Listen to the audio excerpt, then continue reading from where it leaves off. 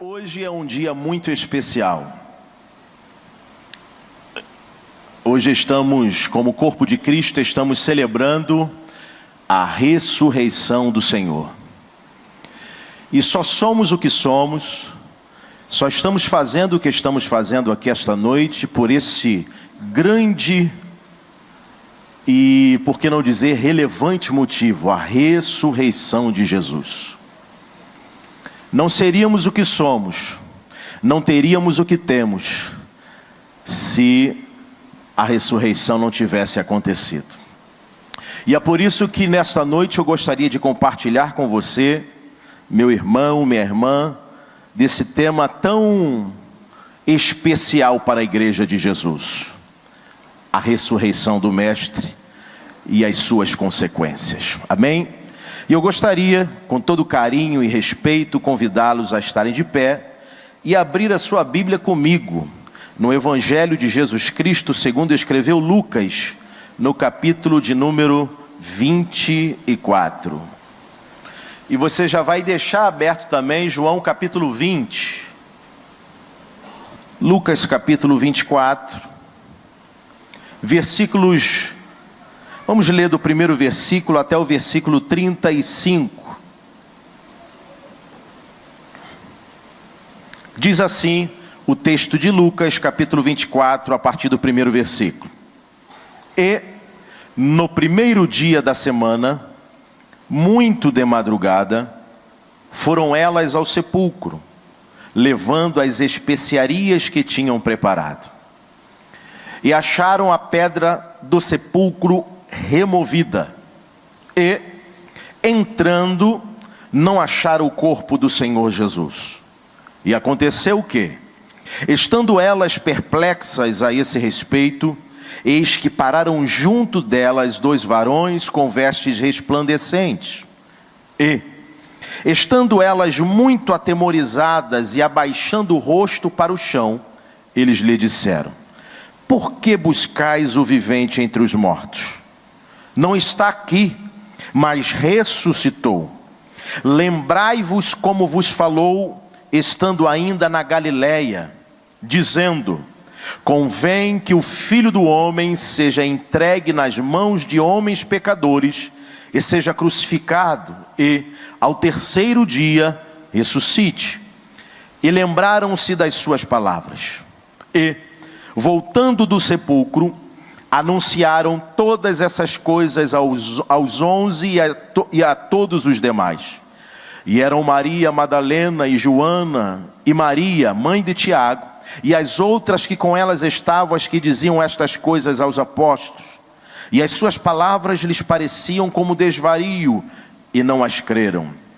Pedro, porém, levantando-se, correu ao sepulcro, e abaixando-se, viu só os lenços ali postos, e retirou-se, admirando consigo aquele caso.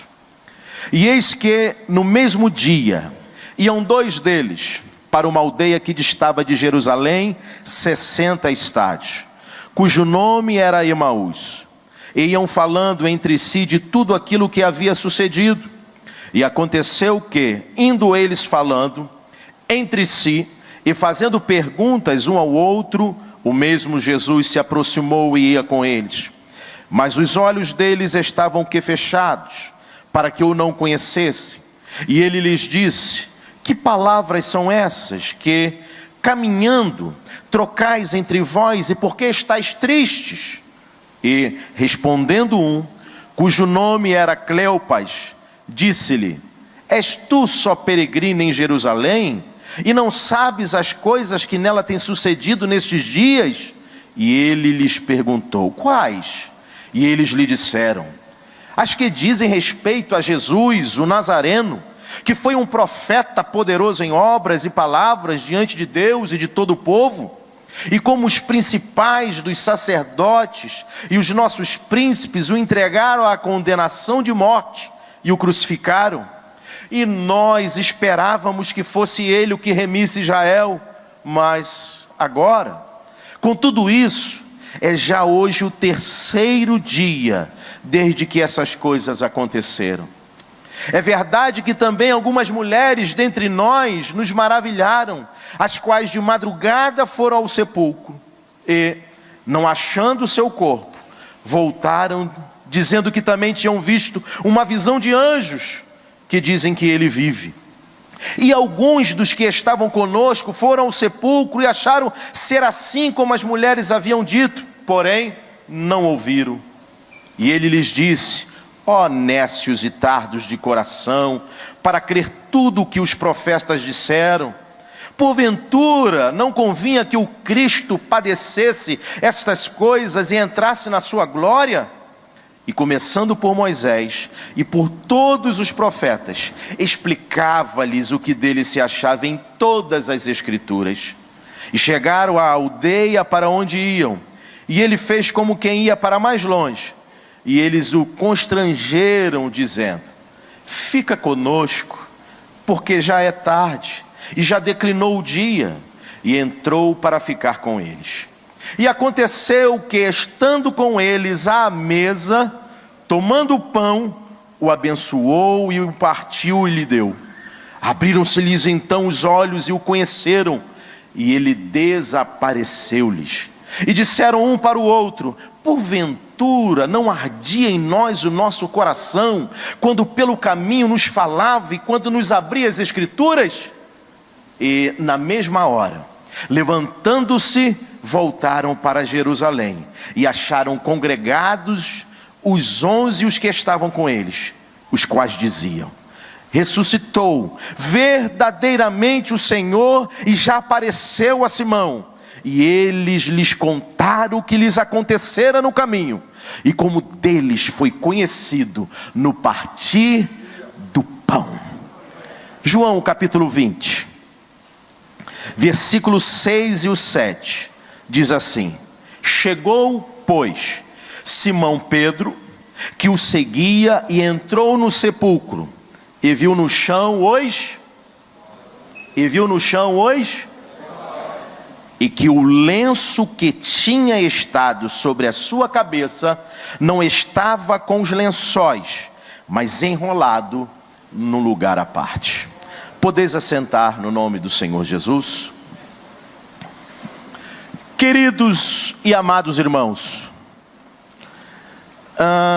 as melhores notícias que o mundo já ouviu vieram do túmulo vazio de Jesus. A história da Páscoa não termina num funeral como o diabo e os seus demônios desejaram, mas termina numa festa. O túmulo vazio de Cristo foi o berço da igreja. Nós pregamos um Cristo que esteve morto e está vivo, e não um Cristo que esteve vivo e está morto. A morte é o rei dos terrores, e é por isso que a Bíblia vai dizer que ela será o último inimigo a ser vencido. Mas Cristo é o rei dos reis. A morte foi vencida por Jesus. Jesus matou a morte. Aleluia! Ele arrancou o aguilhão da morte. A morte, segundo as Escrituras, será lançada no lago de fogo. A ressurreição de Cristo é a demonstração do supremo poder de Deus. A ressurreição de Cristo é uma das fraudes mais maldosas da história, ou então é o fato mais extraordinário. Aleluia! A ressurreição de Cristo e o cristianismo permanecem em pé ou caem juntos, porque sem a ressurreição de Cristo, o cristianismo seria uma religião vazia de esperança, apenas uma relíquia dos fatos ocorridos no passado. Paulo diz em suas cartas que sem a ressurreição de Cristo, primeiro, nossa fé seria vã. Por que estaríamos aqui? Segundo, Paulo vai dizer que sem a ressurreição de Cristo, a nossa pregação seria inútil. Terceiro, Paulo vai dizer que sem a ressurreição de Cristo, a nossa esperança seria vazia. Quantos aqui nesta noite têm esperança de um dia encontrar com o Rei dos Reis, o Senhor dos Senhores, aquele que tudo pode, aquele que tudo faz, aquele que com a sua ressurreição destruiu a morte? Quantos aguardam este grande dia? Levante a sua mão para o alto e dê um glória a Ele esta noite. Aleluia.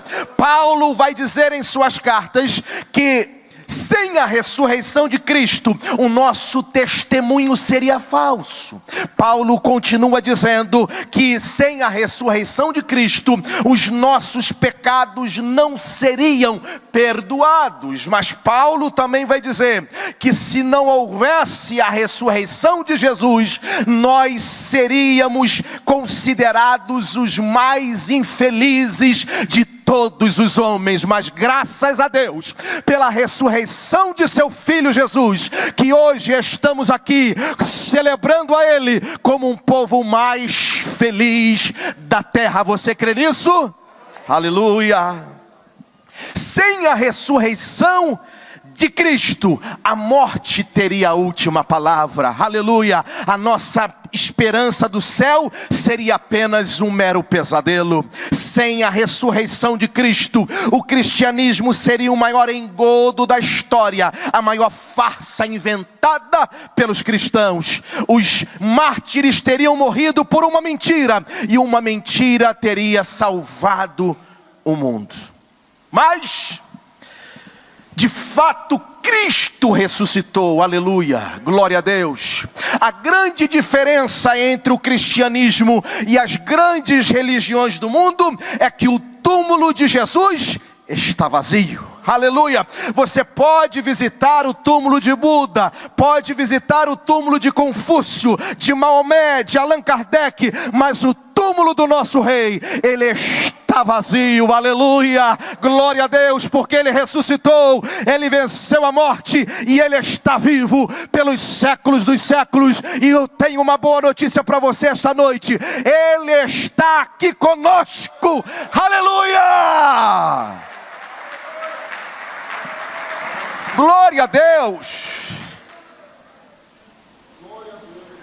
Mas você, no relato que nós lemos em Lucas, você tem alguns fatos interessantes. Você tem os discípulos antes do impacto da ressurreição. Nos versículos 14 e 15 que nós lemos de Lucas, vai dizer o texto que os seus olhos estavam cegos a despeito da proximidade de Jesus. Olha que interessante. Jesus já havia ressuscitado, mas a falta dos discípulos em entender que Jesus de fato havia ressuscitado, havia padecido, conforme ele mesmo testemunhou do seu sofrimento, da sua morte, mas que ele ressuscitaria.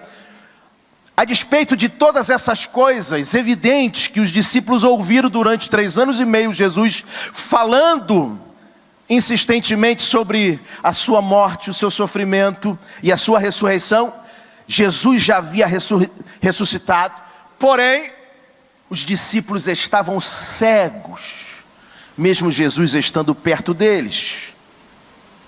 Versículo 14 e 15 vai falar sobre isso. Muitas vezes nós caminhamos pela vida como esses discípulos, vencidos, como se a morte tivesse a última palavra, e como se Jesus não tivesse ressuscitado, embora Jesus está tão pertinho da gente e a gente não se dá conta disso. Às vezes Jesus vem ao nosso encontro, como foi o encontro dos discípulos no mar da Galileia, e em vez de glorificarmos o seu nome, nós ficamos atemorizados achando que é um fantasma. Os nossos olhos estão tão escurecidos pelas más notícias. Ele morreu, ele foi vituperado, maltrataram o mestre, mas esqueceram de contar o mais importante da história, que ele no 3º dia ressuscitou. eles não entenderam, eles creram até a morte de Jesus. Ou seja, tudo que tinha acontecido até a morte, eles acreditaram piamente. Mas o mais bonito da história, e que dava e que dá até os dias de hoje, que dará sempre significado à existência da igreja como corpo de Cristo, eles não tinham entendido e compreendido, e por isso estavam cegos. Jesus estava perto deles, mas a incredulidade em compreender a ressurreição de Jesus ainda era tão intensa, que mesmo Jesus estando perto deles, eles não conheceram a Jesus. Você entende isso? O versículo 25 vai dizer que seus olhos estavam tapados a despeito dos relatos das Escrituras. E por que isso? Porque a incredulidade coloca venda em nossos olhos. Jesus abre as Escrituras e as expõe para os discípulos, mostra-lhe para eles as Escrituras, apontam para ele, para a sua vitória sobre a morte, mas com toda a pregação de Jesus, no caminho de Emaús com os discípulos, eles não conseguem acreditar, não conseguem enxergar que quem está pregando para eles é o maior pregador da história. Porque os seus olhos estavam vendados, tapados, a despeito do relato das Escrituras. Eles não entendem porque falta luz. Não é porque a visão deles está completamente dominada pelo medo. Eles não conseguem enxergar além daquilo que os seus olhos estão vendo. Eles são incapazes, mesmo com relatos já das mulheres que o haviam anunciado, que tiveram encontro com os anjos, ali no túmulo, dizendo: por que procurais dentre os mortos? Mesmo sabendo disso, eles ainda estavam bloqueados para entender essa revelação. O medo faz isso com a gente. Mas nesta noite eu estou aqui, no dia 1º de abril, e isso não é mentira, é verdade. Jesus ressuscitou.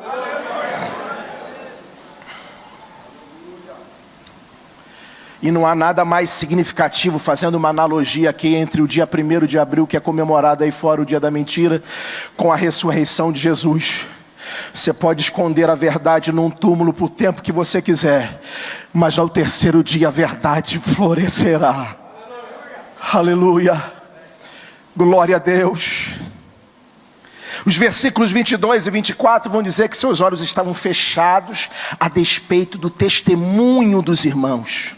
Aqueles discípulos já tinham várias evidências da ressurreição de Cristo, as promessas de Jesus de que morreria e ressuscitaria ao 3º dia. O túmulo estava vazio, as mulheres viram-no ressuscitado, os anjos deram testemunho da ressurreição. Alguns dos discípulos já haviam visto o túmulo vazio, mas eles ainda carregavam dúvidas em seu coração. Olha, irmãos, lamento dizer, mas hoje em dia não é diferente. Tem muita gente vivendo esse reducionismo, esse achatamento de vida, porque não dão crédito ao testemunho que outras pessoas têm dado do poder da ressurreição em suas vidas. E por isso, vão limitando a sua vida cristã apenas às suas experiências. Nós ouvimos, pessoas estão testemunhando do poder de Deus por conta da ressurreição de Jesus, mas nós ainda continuamos não enxergando que Ele está conosco. Aleluia. Os versículos 14 e 20 diz que os seus pés estavam na estrada da fuga, a despeito de várias evidências da ressurreição. Aqueles 2 discípulos se acovardaram. Eles desistiram de tudo. Eles desistiram do discipulado. Eles desistiram de crer. Eles desistiram da caminhada da fé. botaram o pé na estrada da dúvida, do ceticismo, da incredulidade. Eles desistiram de Jesus. Ei, você pode desistir de qualquer outra coisa, do seu emprego, do seu carro novo, mas nunca desista de Jesus, porque ao terceiro dia, uma tumba não foi capaz de deter o dono da vida. Ele está vivo, Ele está conosco aqui esta noite, e Ele está pronto para ouvir o teu clamor, Ele está pronto para ouvir a sua oração, porque Ele está vivo. Aleluia. Sabe, irmãos, tem muita gente vivendo a sua história de vida até a sexta-feira da paixão, e não dão sequência até o domingo da ressurreição. Tem gente vivendo só até a sexta-feira da paixão. Obscuridade, lamento, tristeza, dor, solidão, desesperança, incredulidade. A nossa única esperança agora está num túmulo. Acabou para nós. Isso é sentimento de quem vive da quinta até a sexta da paixão. Mas quem teve um encontro verdadeiro com Jesus é capaz de dar a volta por cima e esticar mais um pouquinho até o domingo da ressurreição. Aleluia. Tem gente que abandona a igreja e volta triste, decepcionado e sem esperança, e volta para o seu passado de sombras. Preferem viver na sexta-feira da paixão. Esse texto que nós lemos me ensina também que os pés daqueles discípulos caminhavam para o ocaso e não para o amanhecer. Estavam sem destinos, tristes. Sabe aquela coisa assim? Vamos andar por aí. Eu estou com a cabeça cheia, é tanta má notícia, é tanta coisa difícil acontecendo. Vamos andar um pouquinho? Aí pegou um companheiro e foram andar no caminho de Emaús. Nossa, que vento, que tribulação, só má notícia. Meu Deus, eu tenho que sair de casa, eu tenho que andar. Você conhece gente assim? Discípulo no caminho de Emaús? Estão andando porque não aguentam mais tanta coisa acontecendo. Olha só, Emaús ficava no oeste e o dia já estava se impondo. Ou seja, eles estavam caminhando para o entardecer.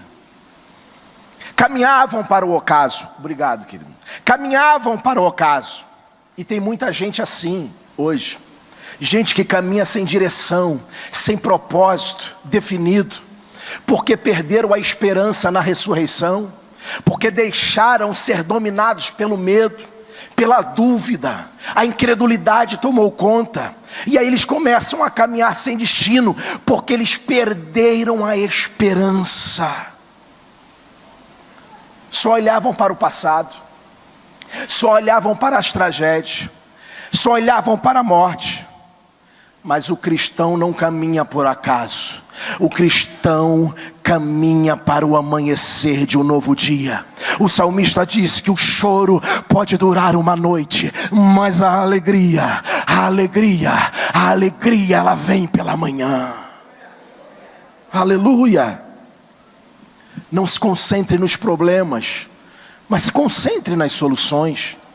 Não se desespere com a sexta-feira da paixão, mas olhe para o domingo da ressurreição. Não viva como um vencido, mas viva como um vencedor, porque Jesus ressuscitou para nos fazer assentar nas regiões celestiais com Ele. Paulo vai escrever sobre isso, irmão. Isso é lindo demais. Tem crente assim. Até para dar a paz, passou, irmão. Passou. A paz do Senhor, irmão. Graça e paz ao seu coração. Jesus ressuscitou. Aleluia. Glória a Deus. Eu estou com Cristo e não abro. A coisa está difícil. 1000 estão caindo do meu lado, 10.000 à minha direita. Mas eu creio num Deus que ao terceiro dia ressuscitou. E a minha vitória vai chegar em nome de Jesus. Aleluia.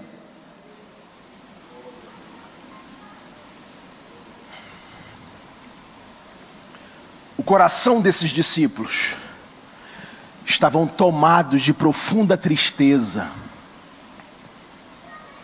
Eles estavam tristes quando é hora de se alegrar. Quantas vezes nossa vida é uma via sacra de lamento, irmãos, de dor, tristeza, porque não tomamos posse do poder da ressurreição em nossa vida. A vida cristã é uma vida de esperança e alegria. É hora de você sacudir o jugo da tristeza do seu coração, da sua família, do seu trabalho, e exultar a Deus pela ressurreição de Jesus. Aleluia. Seus corações estavam perturbados pelo drama do sofrimento. Sabe uma coisa que você olhando o texto assim você descobre?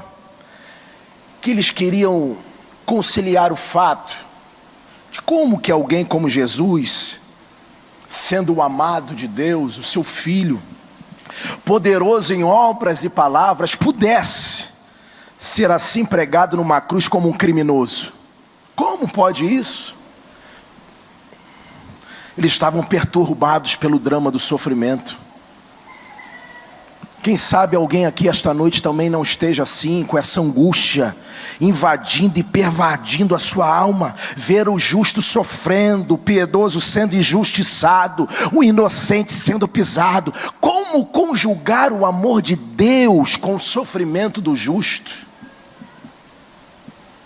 Conhece a história de Asaf? O salmista,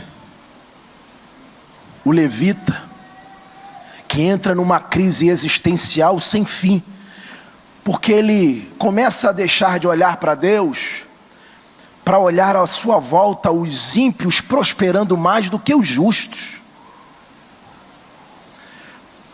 A turma aí de fora, fazendo as coisas sem nenhum temor e aparentemente prosperando. E Asaf começa a entrar numa crise existencial, porque dá mesmo, viu? Mas isso só tem lá no Rio. Aqui no Espírito Santo não tem crente assim não.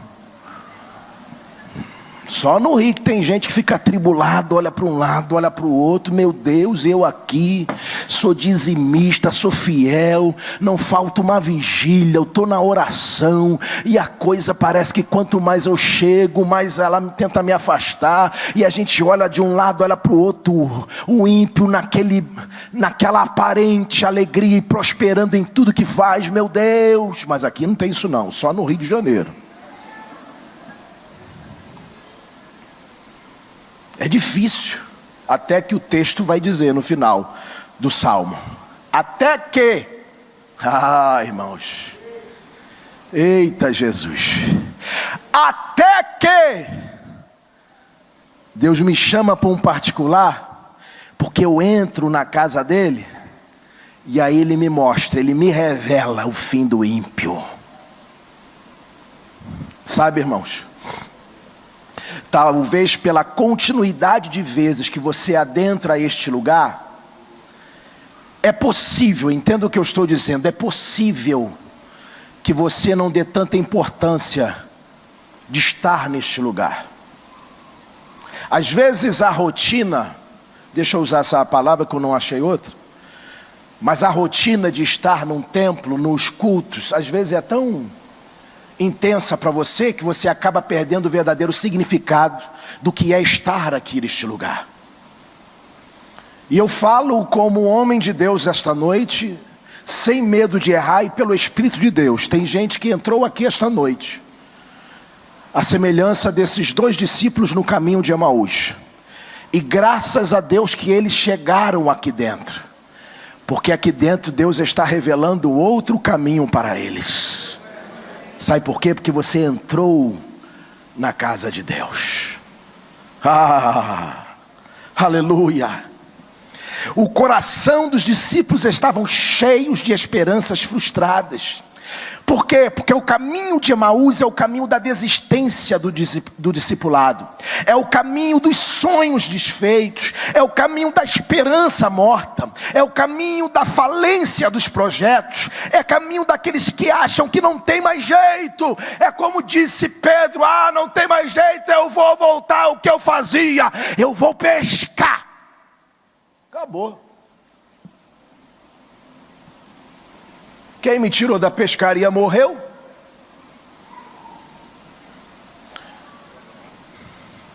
Quem disse para mim que eu deixaria de pegar peixe para ser pescador de homem não está mais comigo.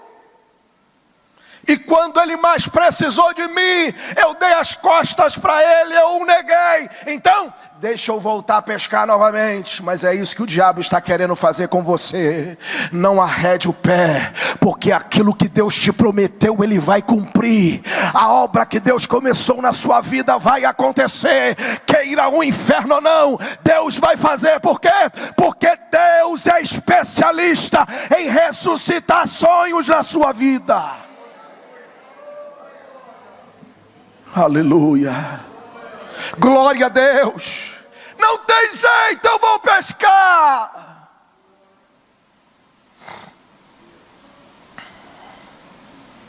Mas quando Deus chama, chama, irmão.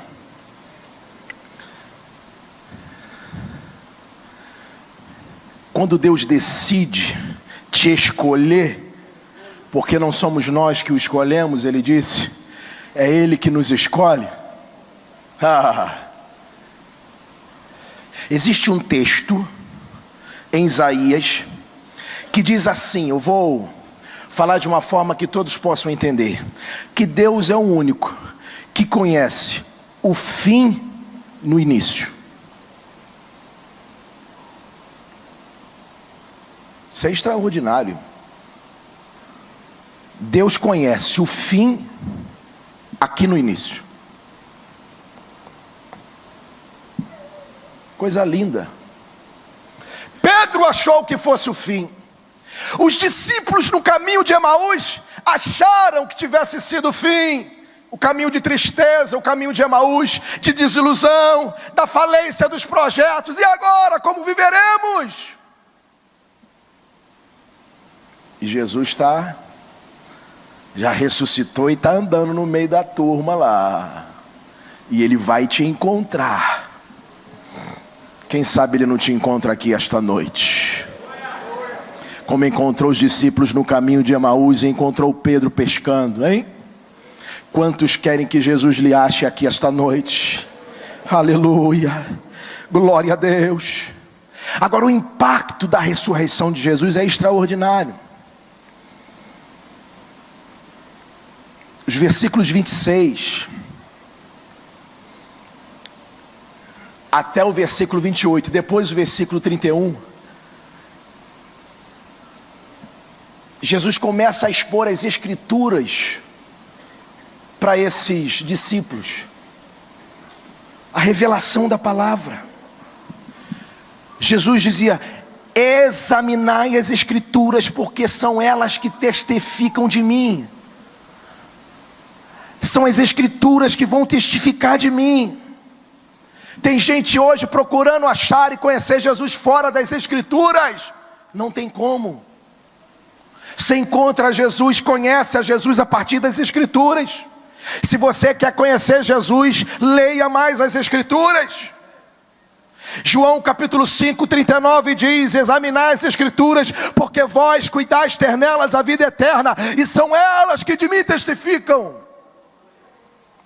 Se você quer luz para a sua vida, Salmo 119, verso 105, lâmpada para os meus pés é a tua palavra, e luz para o meu caminho. Se você quer ter mais fé, leia as escrituras, porque Romanos capítulo 10, versículo 17 diz, porque a fé é pelo ouvir, e o ouvir pela palavra de Deus.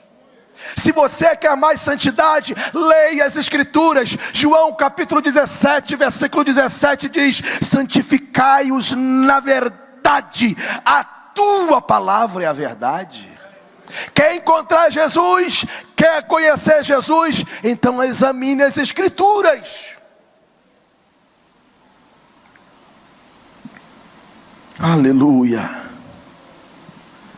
Esse impacto da ressurreição, Jesus começa no versículo 25 e 26 a falar-lhes das Escrituras para eles. E o versículo 27 vai dizer que Jesus começou a pregação por Moisés. Jesus falou e falou da Bíblia para eles, viu?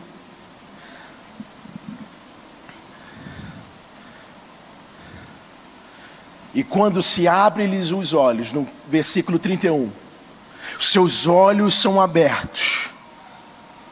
E aí o conheceram a Jesus, Jesus sumiu, desapareceu de perto deles. Mas agora eles já estavam alimentados. Os versículos 29 e 32 falam desse impacto da ressurreição. O coração deles estão ardendo pela comunhão com Jesus. Sabe, irmãos, quando temos comunhão com Jesus das Escrituras, o nosso coração arde, ele pega fogo, ele inflama.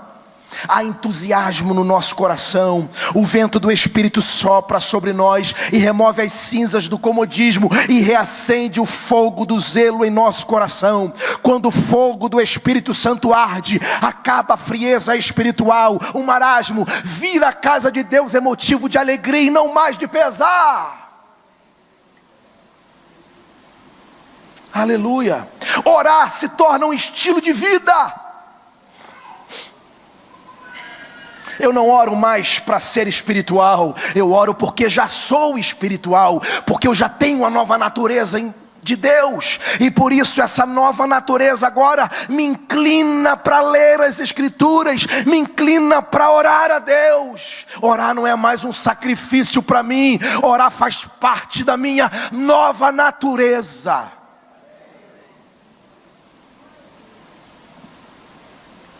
Você não jejua mais para ser espiritual, você jejua porque você já é espiritual.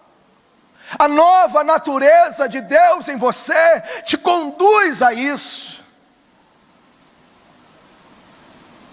É algo natural. A sua nova natureza não te permite ficar mais dia de domingo em casa assistindo Faustão e Fantástico. Ela te inclina a vir para a casa de Deus. Não é porque o pastor te obrigou, é porque você agora tem essa nova natureza, o Espírito de Deus está em você. E tudo aquilo que é de Deus te atrai. E você é atraído por aquilo. Porque é uma nova natureza.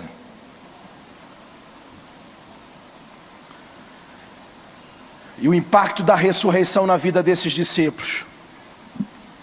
Versículos 33 e 35. Quando os seus olhos são abertos, que eles reconhecem a Jesus, mas que Jesus desaparece, eles agora voltam correndo para Jerusalém. Para quê? Para encontrar-se com os outros discípulos. O impacto da ressurreição. Os mesmos que estavam fugindo de Jerusalém, andando sem destino no caminho de Emaús, agora voltam correndo para Jerusalém. Por quê? Porque os seus corações foram aquecidos. Aqueles que deixaram o convívio do discipulado e dos discípulos, agora eles voltam correndo para estar perto deles.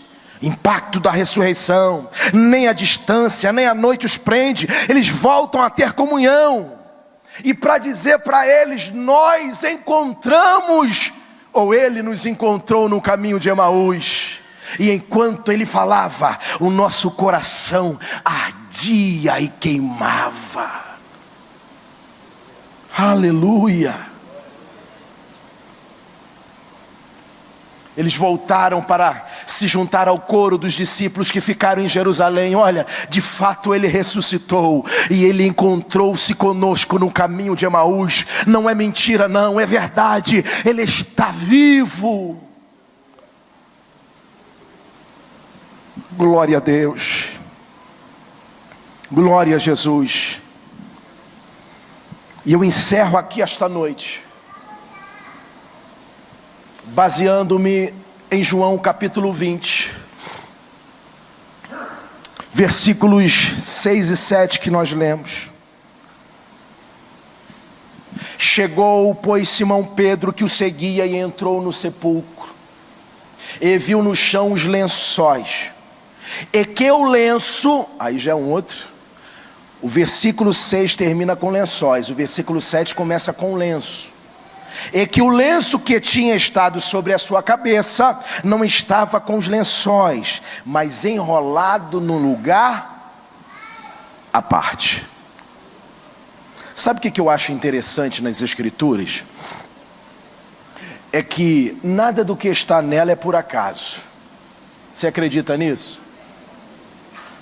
Eu acredito piamente. Uma vez eu ouvi um pregador pregando, irmão, naquela parte branca da Bíblia Sagrada, entre Malaquias e Mateus.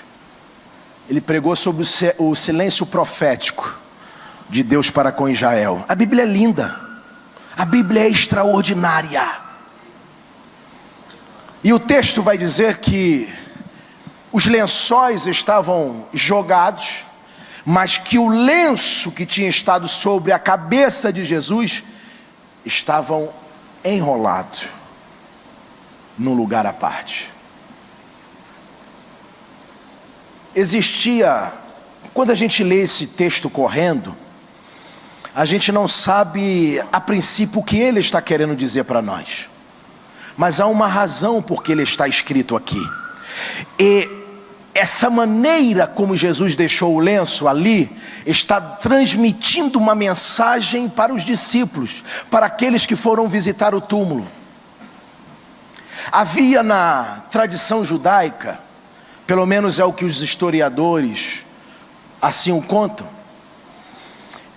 que na formalidade entre o servo e o seu senhor, quando o servo ia arrumar a mesa para o seu senhor, não tem aquela coisa chique, né? A pessoa que tem funcionários a seu serviço dentro da sua casa, tem aquela, né, aquele mordomo, aquela pessoa toda fina, que ajeita tudo. O senhor, o dono da casa, não faz nada, ele só senta, come, levanta, e o mordomo, com o restante dos funcionários daquele lar, daquele ambiente, ajeitam tudo, arrumam, depois desarrumam. Diz a história que havia um costume, né, um entrosamento entre o senhor e o servo de uma casa. Eles preparavam a mesa para o seu senhor, de tal modo que ficavam bem arrumadinha aquela mesa, e o servo, após arrumar a mesa, ele ficava num lugar em que ele não pudesse ser visto pelo senhor da casa, mas o servo via o senhor se alimentando. Olha que interessante, ele não via, o senhor da casa não permitia que o seu servo que arrumou a mesa ficasse sendo visto pelo seu senhor, mas o servo ficava em um lugar da casa em que ele conseguia ver o seu senhor e a mesa, e toda a refeição sendo degustada pelo mesmo. E quando aquele senhor acabava de fazer aquela refeição posta pelo seu servo, havia um código para aquele servo. E que código era esse? Se quando o senhor daquela casa, após se alimentar daquela mesa farta, pegava aquele lenço, limpava os seus dedos, limpava os seus lábios, e pegasse aquele lenço, daquela higiene pessoal, e jogasse assim na mesa, ele estava mandando um recado para aquele servo, que ele, o Senhor, havia terminado a refeição. Ou seja, o Senhor estava dizendo para aquele servo, que ele podia recolher a mesa, porque ele, o Senhor, já tinha feito a sua refeição. Porém, se o senhor daquela casa, ao comer aquela refeição, ao se alimentar dela, pegasse o lenço, secasse os seus dedos, secasse os seus lábios, dobrasse o lenço e colocasse em cima da mesa, ele estava dizendo para o servo que estava de longe o vendo: eu ainda não terminei, eu voltarei. Aleluia. Não, você não entendeu esse mistério. O Senhor daquela mesa, ao dobrar o lenço, ele estava dizendo, e botando aqui, direitinho para o seu servo, ele estava enviando uma mensagem: não retire nada, eu voltarei. Aleluia. Quando Jesus pega o lenço da sua cabeça, diferente dos lençóis que ele deixou no chão, mas pega o lenço e bota num canto à parte, naquele lugar, num lugar à parte, enrolado direitinho, Jesus estava mandando uma mensagem para os discípulos que ali o visitasse o seu túmulo: eu voltarei. Eu voltarei. Quantos creem nisso? Levanta a sua mão para o alto. Vamos ficar de pé em nome do Senhor Jesus. Eu voltarei. Jesus está mandando uma mensagem para aqueles discípulos: eu voltarei. Aleluia. Eu voltarei. Eu voltarei. Apenas um pouquinho de tempo e eu voltarei. Eu voltarei. Aguarde firme a pressão. Não permitam que os homens lhe deixem preso a uma sexta-feira da paixão, mas fiquem firmes, porque vem o domingo da ressurreição. E no domingo da ressurreição é domingo de glória, é o domingo de vitória, é o domingo que Deus vai ressuscitar sonho, é domingo que Deus vai mudar a história da sua vida.